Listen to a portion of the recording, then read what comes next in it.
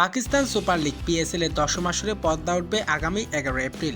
এই জনপ্রিয় ফ্র্যাঞ্চাইজি টুর্নামেন্টের সূচি প্রকাশ করেছে পাকিস্তানি ক্রিকেট বোর্ড পিসিবি। একই সঙ্গে চলবে ভারতের আইপিএল। দুই দেশের ক্রিকেট জনপ্রিয় বাড়তি উত্তেজনা করবে। পিএসএল এর উদ্বোধনী ম্যাচে অনুষ্ঠিত হবে রয়্যাল পেন্ডিংতে, যেখানে মুখোমুখি হবে ডিফেন্ডিং চ্যাম্পিয়ন ইসলামাবাদ এবং দুবাইয়ের চ্যাম্পিয়ন লাহোর।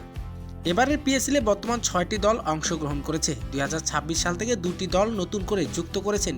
এদিকে এবারের আসরে বাংলাদেশ থেকে দল পেয়েছে বাংলাদেশের 3 ক্রিকেটার লিটন কুমার দাস, রিশাদ হোসেন, নাহিদ রানা। উদ্বোধনী ম্যাচে 11 এপ্রিল রিশাদ হোসেনের দল লাহোর কালান্দার্সের মুখোমুখি হবে ইসলামাবাদ ইউনাইটেড। 12 এপ্রিল বাংলাদেশের 2 ক্রিকেটার লিটন কুমার দাস, নাহিদ রানার দল নিজেদের প্রথম ম্যাচ খেলবেন। নাহিদ রানা খেলবেন পেশার জালমির হয়ে এবং অন্যদিকে একই দিনে করাচির হয়ে খেলবেন লিটন কুমার দাস। তাদের প্রতিপক্ষ সুলতান মুলতানস। লিগ পর্বের 6টি ম্যাচে বাংলাদেশ ক্রিকেটারদের মুখোমুখি হতে দেখা যাবে। এবারের পাকিস্তানের পিএসএল এ দল পেয়েছে বাংলাদেশের 3 ক্রিকেটার। তো দর্শক, দেখা যাক এবারে কে কি রকমের পারফরমেন্স করতে পারে পিএসএল এ।